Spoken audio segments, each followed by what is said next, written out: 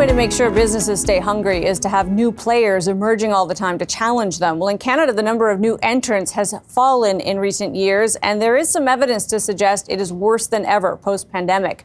Matthew Boswell is Canada's Commissioner of Competition. Commissioner, this is one place, of course, that really hits home because those, we say new entrants, a lot of the time we're talking about startups, small businesses. That is the lifeblood of the economy when it comes to employment and innovation. So that may be actually one of the less kind of sexy parts of what you found in this study, but this seems pretty important to me.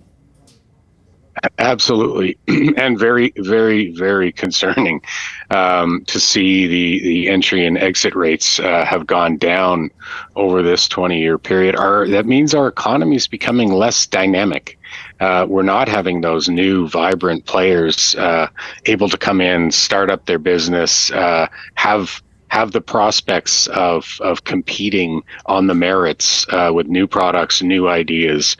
So it's something. It's another aspect of the report that's very concerning, and another thing that we need to address. And I go back to, regulatory barriers to competition being a real problem at the governmental level, and big companies behaving badly, big companies using tactics to keep new competitors out, to exclude them from markets, or new competitors that have just gotten underway but they don't stand a fighting chance.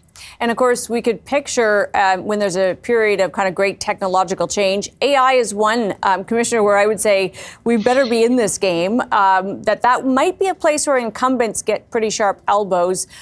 Can we get the changes you're looking for? Can we keep government focused on this in time to keep us at the forefront of some of these really innovative technologies? Well, I think we can, because, as I say, what drives politicians is votes to a great extent. And there have been several surveys recently that have shown the high percentages of Canadians who are saying Canada needs more competition. It's too easy for big companies to sort of take advantage of consumers. One poll, 88% of Canadians felt that Canada needed more competition. So I hope that we're able to keep up the momentum. I hope that governments at all levels, perhaps led by the federal government, embark and commit to a whole of government approach to bolstering competitive intensity throughout our economy. And as you say, there are these new, incredibly disruptive technologies coming at us, and AI is definitely one of them. The Bureau is vigilant in that regard. We're doing a lot of work to understand the dimensions of AI, the competitive dimensions, and where we may need to pay very close attention to prevent further harm to competition through how the AI marketplace develops. And that's something we talk to our colleagues around the world about all the time. It was a subject of extensive discussions at the G7 competition enforcers summit recently. Mm-hmm. These are really important issues for the shape of our economy to come. You have, as you've noted, the Commission has had success already with some changes to the Act. There's promise of more. There is movement here. I will say, even from where I sit, and you would see a lot more of it, I can see the resistance. I can see a concerted effort on the part of existing players of all types against these kinds of changes. Are you concerned at all about success from that quarter in slowing the rate of change that you want to see here? Well, I think that it doesn't come as a surprise that some are resisting change, and it's not hard to guess where they're coming from in terms of the types of companies, the types of sectors that are resisting. But the other thing that's important to note, Amanda, is this is going on around the world. Reforms to competition, we're behind, to be fair. Mm-hmm. But reforms to competition are going on around the world, and the mindset is changing. The mindset is changing of consumers, of politicians, of governments. and of enforcers. Enforcers around the world are realizing that they need to more vigorously enforce the laws that they have, that they need to call for better tools that are fit for purpose for the modern age. So I can't predict success or failure of people who are pushing against change, but I know that Canadians support change, and that, fundamentally, this is important for our economic future as a country. Competition drives productivity growth. Competition drives innovation. We have serious problems with productivity in Canada. We're falling further and further behind our key partners. Mm-hmm.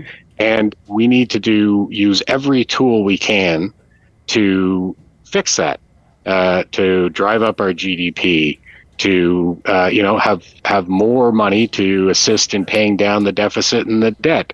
And competition is a key part of that, solution, a long-term commitment to make competition a central pillar in the organization of our economic affairs as a country. Commissioner, it is so good to have you with us. We appreciate your time today. Thanks, Amanda. Matthew Boswell is the Commissioner of Competition. Time for the takeaway, and when good enough should not be good enough. Canada's reputation as a relatively prosperous and growth-oriented nation may be more of a reflection of where we've been rather than where we're going. On measures that really shape our future wealth, like entrepreneurship, business innovation, and overall competitive drive, we rank poorly. And since the pandemic, our entrepreneurs, who used to be a bright spot on a rather dim industrial landscape, seem to have disappeared. Maybe the supply chain and logistical issues of that pandemic business life favored large established players, sending smaller ones for the hills. But as the pandemic ebbed, those entrepreneurs have yet to reemerge. Without them, our already stodgy businesses have even less incentive to change what they do and how they do it to benefit customers. So what can we do about it? One thing we're told we have to do is change our culture around not just entrepreneurs, but business in general, and start celebrating success. That means celebrating our biggest companies too, because demonizing success has a way of trickling down. Asking established players to continue to court our business by innovating is not the same as accusing them of being too successful. Their success is thanks to us, and they must be doing something right. But the Canadian consumer also has a role to play by refusing to be complacent and demanding more from the firms we choose to patronize. Meanwhile, let's champion our idea generators, who in the end will make up the next generation of big and successful firms in this country. My takeaway? Canada has a lot going for it, but perhaps that's the problem. We're so used to resting on our laurels that we've let ourselves get soft. It's not too late to up our game. That's Taking Stock for this week. I'm Amanda Lang. Thanks for being with us.